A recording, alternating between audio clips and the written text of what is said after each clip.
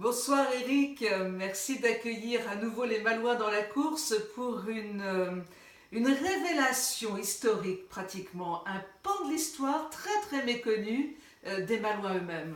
Bonsoir Françoise.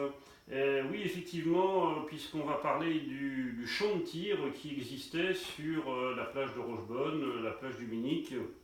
Ce champ de tir, en fait, il va commencer à être utilisé à partir de 1850 à peu près. Jusque-là, on tirait dans les fossés des forts parce que les armes utilisées, en fait, tiraient pas très loin, donc la longueur des fossés de forts suffisait amplement. Et puis, en 1850, la technique s'améliore, les poudres s'améliorent aussi, et donc les armes gagnent en portée, les fossés des forts sont plus assez grands. Donc l'armée en fait va venir s'installer sur la plage du Sillon, dans le secteur de Rochebonne. Et à partir de là, jusqu'à la toute fin du 19e siècle, puisque ça s'arrête en 1896, eh bien on va tirer beaucoup sur la plage. Tout le monde vient tirer, l'armée, la gendarmerie, les douanes, tout le monde vient faire des exercices.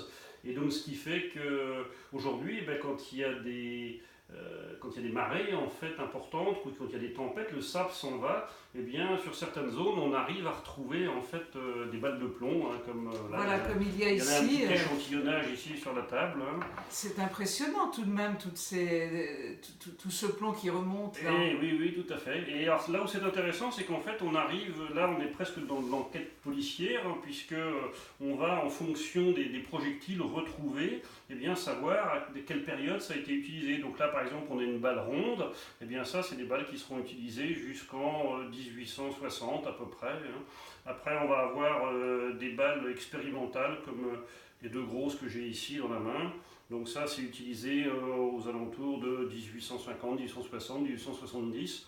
Et puis en 1866, l'armée française se dote de son premier fusil moderne, on va dire, avec une culasse et qui tire des balles cylindriques comme celle qu'on a ici et qui est l'essentiel de ce qu'on peut trouver en fait sur la plage encore aujourd'hui. Mais dites-moi Eric, ça devait être tout de même très dangereux, tous ces militaires qui tiraient on va dire, entre la plage de la Hoguette et Rochebonne en direction de Rochebonne.